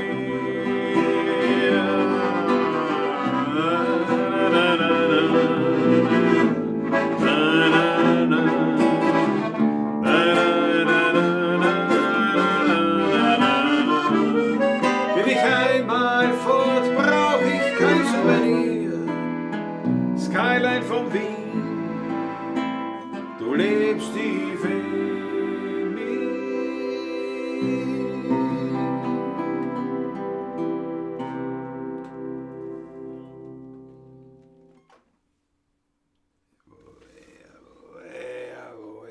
Danke im Nähern für die Aufnahme, perfekt. Ja, sowieso. Schau, die Silvia Beach ist da. Silvia, sehr was Hast du wieder gewesen. mal verpasst. Der kommt gerade vorbei, weil wir immer Richtung der Zielkurven sind schon, ne? Ja, der Peter Volkmann, mein Lieblingsintro.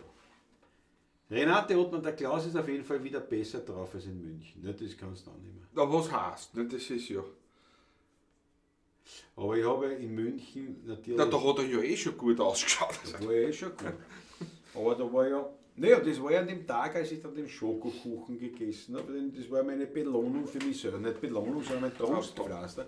Aber das war Ja, quasi ja. ein Ding, weil das war der erste Tag nach 3 Wochen, wo ich kein einziges Schmerzmittel genommen habe. Das heißt was, sowas. Das heißt ja, wer sowas schon mal miterlebt hat, nicht? Selber am eigenen Leib, ja. Und das war ja wirklich, ich habe echt schon nicht gewusst, ob überhaupt München, ob das überhaupt möglich sind. Und ich habe ja wirklich, ich habe ja da ich habe ja also sogar Opiate gekriegt.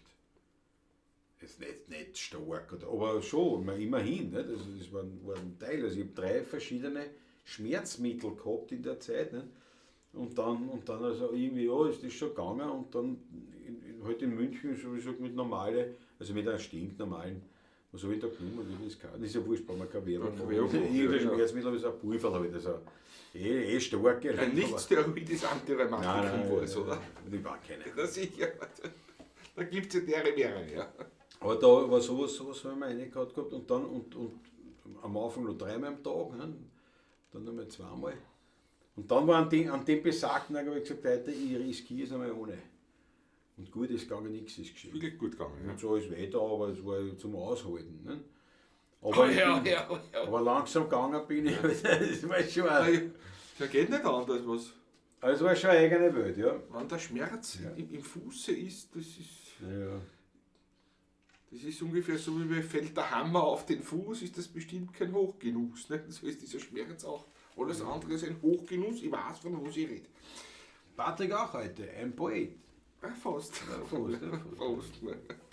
Na, hat sich schon ausgechesshabelt bei euch. Ja, vollkommen richtig. Das ist, ich sag's dir, das ist wirklich das, Aber dass wir das nicht mehr wöchentlich machen. Das ist so eine Das ist eigentlich eine Umstellung, eine Fremdheit. wirkliche Umstellung. Ja. Das ist jetzt, obwohl monatlich ist ja auch, aber das ist für uns wirklich, das ist wie wenn wir neu wird, wie geht das da mit ausstecken, mit an, was machen wir, wie tun wir, eigentlich furchtbar. Ja. Josef Lander wäre am 12. April 221 Jahre alt. Stell dir vor. 221. Ja, aber Lana, ja, da gibt es ja auch so schöne Lieder, also jetzt vom Lana, aber jetzt über den Lana gibt es ja so viele schöne Lieder. Wiener Lieder. Auch Stadelmeier Gruppe. Ich glaube, wir werden, weißt du, was wir machen werden? Ich glaube, So Strauß und Lana tut es nicht warnen oder sowas. ja, gibt's nein, auch. alles mögliche. Wirklich, Wir ja. werden So ein Lana-Potpourri. nein, nicht Lana, vergiss Na, von Stadelmeier Gruppe bin ich jetzt. Stadelmeier Gruppe bin ich schon wieder. Ich bin schon wieder Nicht weiter. nur beim Lana bin Nein, Lana, vergiss ihn. Lana, den kennt ja jeder, weiß ja jeder. Stadelmeier Gruppe kennt keiner. Und das ist ein Förder. Das ist aber wirklich eigentlich eine Wissenslücke eigentlich, muss man sagen. Weil die gut waren. Weltklasse. Also das Beste, das absolut Beste vom Besten. Was das Gefühl betrifft, alles, es ist einfach so. Und jetzt haben wir gedacht, also wir werden uns noch mal eine Scheibe hernehmen und gehen die durch. Und werden uns ein Repertoire Hans der Stadelmeier Gruppe CDs erweitern. Das ist der neue Plan. 2000, was haben wir jetzt für ein Jahr? 2026. Na, das 2026. Wir arbeiten uns Stadelmeier Gruppe Lieder. Na, das ist eine Idee. Also was gespielt haben, die haben ja keine geschrieben. Nicht? Nein, das waren nur Interpreten. Ja. Ich fange an mit der einen CD, du mit der anderen. Genau. Erst und dann in 3 Jahren geben wir dann die gleichen Lieder. Wobei von der einen CD haben wir die ein Drittel aber mehr auch nicht. Ein Drittel haben wir. Weil das sind natürlich schon, die spielen halt die echten alten Hodern, die natürlich auch kaum mehr beim Herren Kann man gespielt werden. gespielt werden, ja. Ist natürlich immer ein bisschen ein Ein riskantes paar Geschichte. gibt es schon noch, die wir spielen.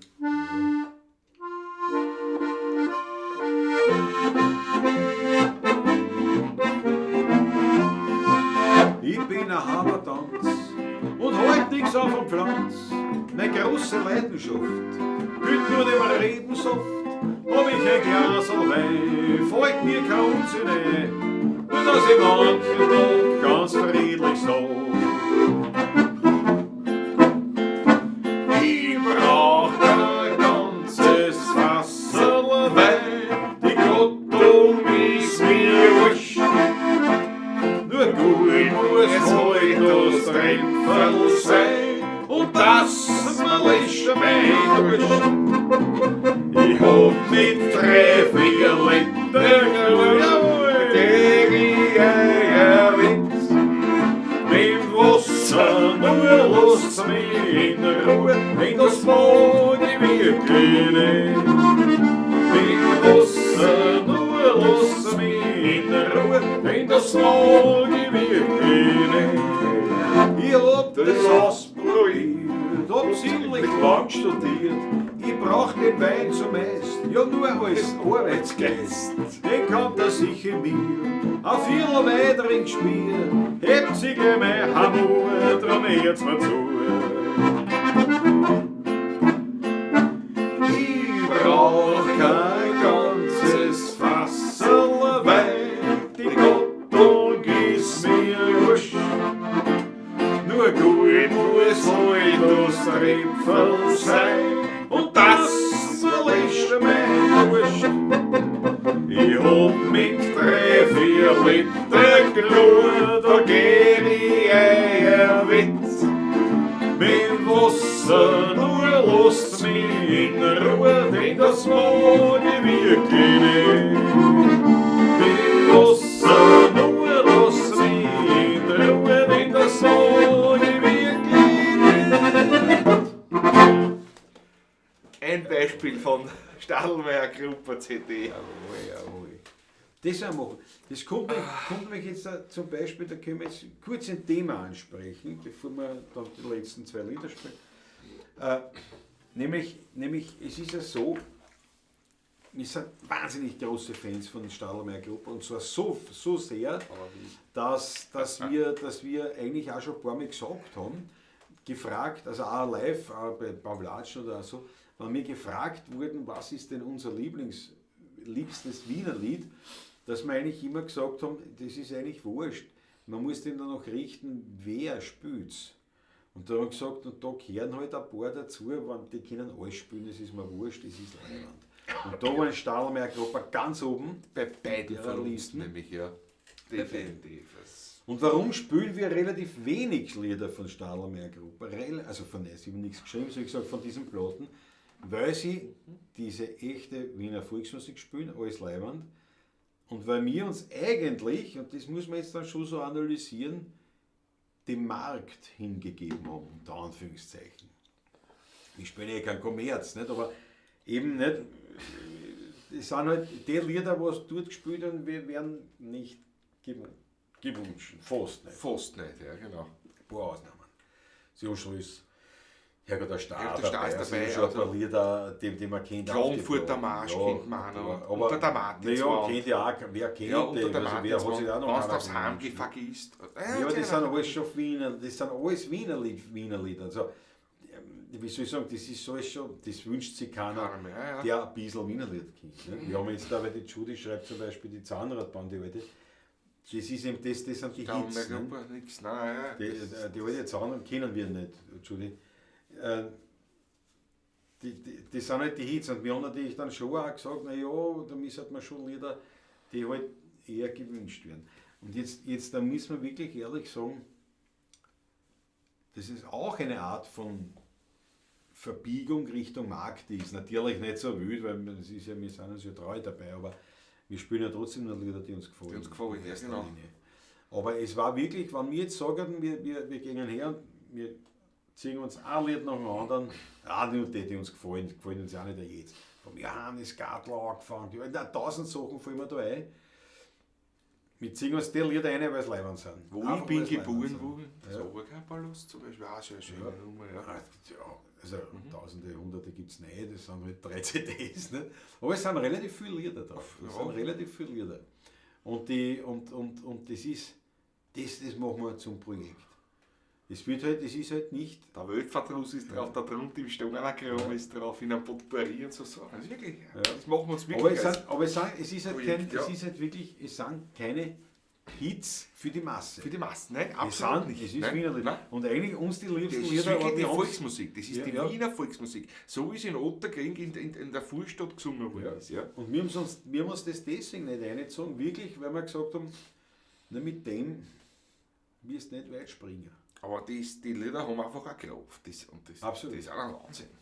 Und jetzt erlauben wir uns das einfach, dass wir uns das wieder Jetzt machen wir das. Wir werden schon noch andere auch noch, keine Sorge, nicht? Aber Ein also keine Sorge. das ist Jazzl so- wäre ich sowieso immer mein Leben gelebt. Haben wir Stadelmeier Club nämlich auch gemacht, nur nicht auf diesen Aufnahmen, das muss man auch sagen dazu. Ja. Weil der Erwin Stadelmeier auch der Jazzpianist da war, also die haben schon Jazzl da. Ne? Ja. Der Manfred greift sich schon auf. Bei uns da am Bratensee, so der Werle, der mein Herzen kriegt. Es hat Was das Heimgeh vergisst, wo ich bin geboren bin. Jawohl. Die hätte sich das Hobellied in 3 Wochen. Ein Lied aus Wien, aber ein Wiener Lied. Kein Wiener Lied, nein, natürlich ein Verschwender, glaube ich, gell? Oder? Ferdinand Raimund Verschwender oder ist es ein Nestroy? Nein, das Hobellied ist beim Verschwender. Beim oder? warte mal, Erst bin ich deppert. Ferdinand Raimund. Raimund. Verschwender. Koblenz. Ja, genau. Ja. Schau, ich bin auch schon deppert. Brauer hätte ich auf jeden Fall. Aber das ist aber ein schönes Lied. Und der Hans Moser, auch, gut, war ja Schauspieler insofern. Hat es auch gesungen, ja. Ja.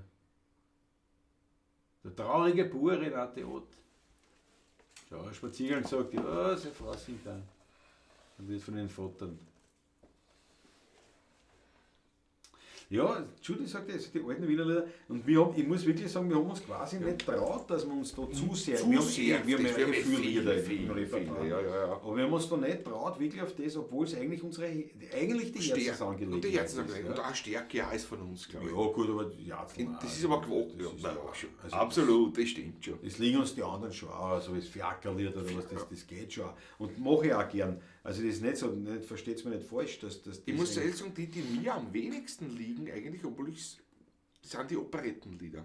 Ja gut, die Die liegen mir so gar nicht. So drunter in der Lobau zum Beispiel auch, das ist schon, Ja, geht ja, schon in die ja. Richtung so.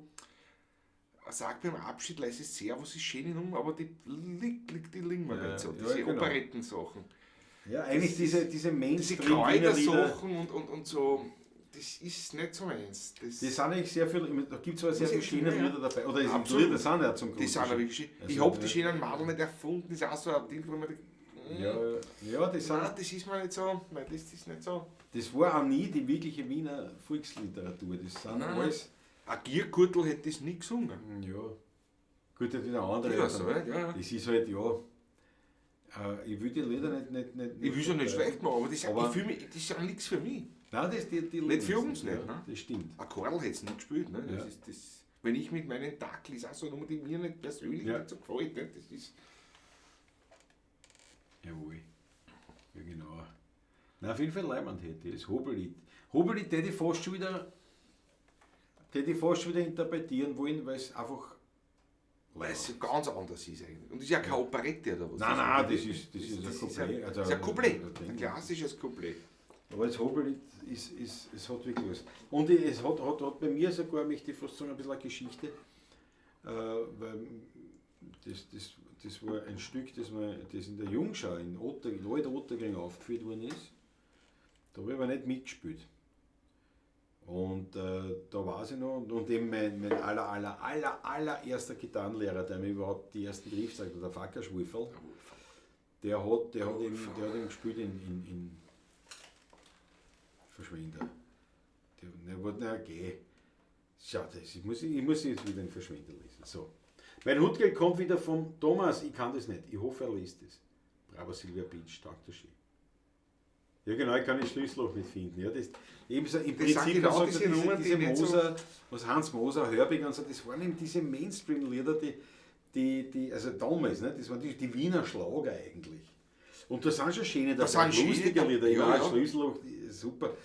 Mein Feuerzeug ist ein Patent, Ja. Rufnummer, aber das passt mir für mich nicht. Weißt du, Ja, das eine ja, das andere eins, nicht. eins wieder passt schon wieder, wo du sagst, ja, das Aber, ist aber unser Herz schlägt für dieses bodenständige Wienerlied in erster Linie. Wie gesagt, es ist nicht dass Es dann gibt herkommt, immer aha, das Ausreißer. hast du gespielt, aha, Es gibt immer das ist aber wo wieder modern, was. das ist aber nichts. Nicht, dass uns das dann Ja, vorwirft. das Ne? haben wir immer. Ja, oder halt auch so auch von den Schlager. Stellt mir eine Rose in den Stall oder Zum wie auch Beispiel, immer, ja. nicht? Also das ist alles, da gibt es schon viel Schöne und das taugt man sich. Aber eigentlich, wir werden uns jetzt dann wirklich, weil wir haben es wirklich nur aus dem Grund uns da nicht so eingekniert, weil es einfach, weil wir gesagt haben, es gibt unter Anführungszeichen wichtigere Lieder, ja, aus genau. geschäftlicher Sicht. Genau. Muss man ganz ehrlich sagen. Und das leisten wir uns heuer. Das leisten wir uns heuer, dass wir mal schauen.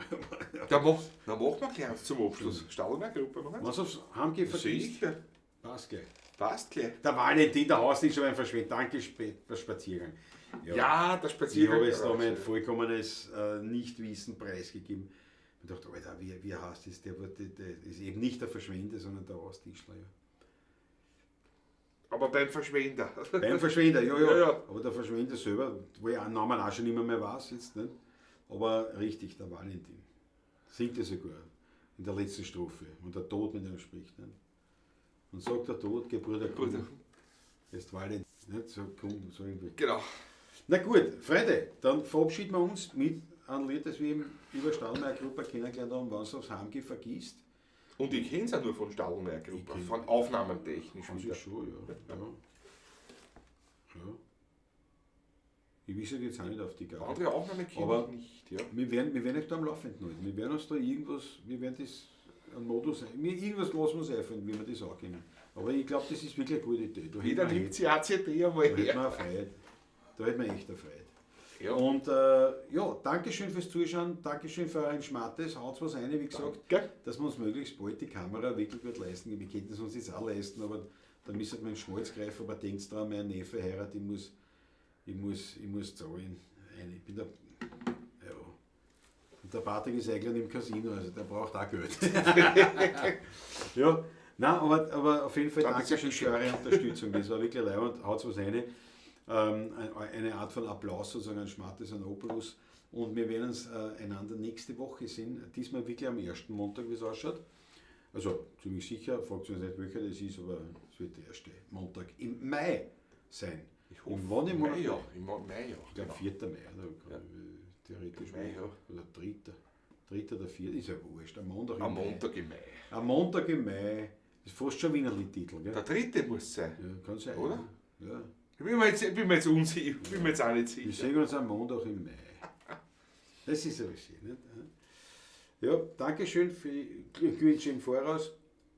Ulis Loneck, leibend, dass du dabei warst wieder. Jawohl, euch allen einen absolut schönen Abend und wirklich zutiefst dankbar, dass ihr mit dabei wart, diesen schönen Abend mit uns gemeinsam zu verbringen. Und wir verabschieden uns jetzt mit "Wenn's aufs Heimgehen vergisst", Stadelmeier Gruppe Version Edition.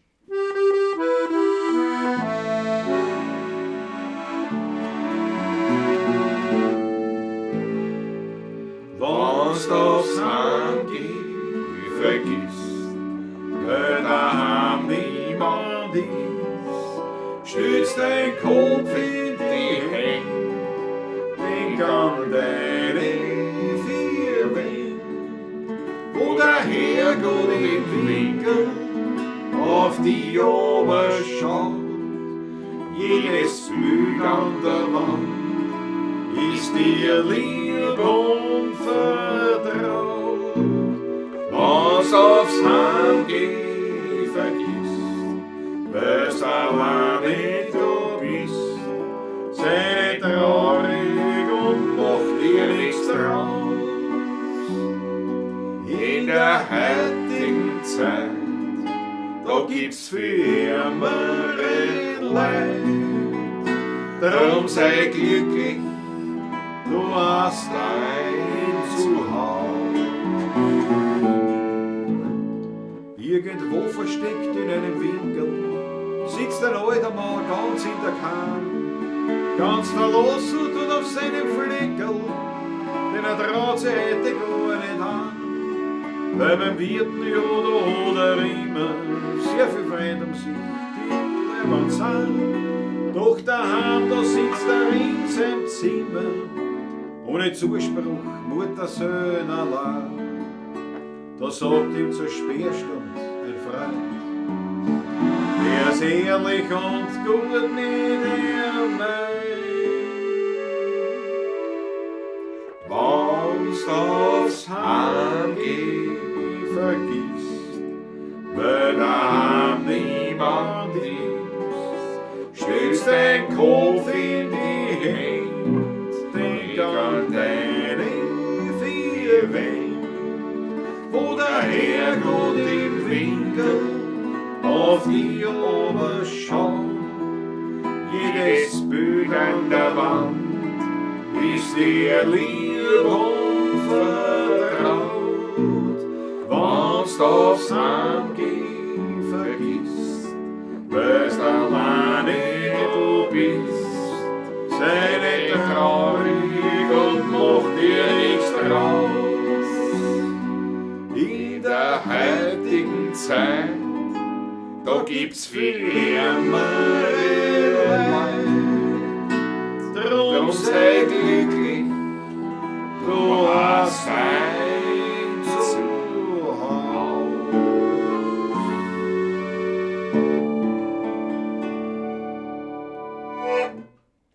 Jawohl, Stahlmeier-Gruppe.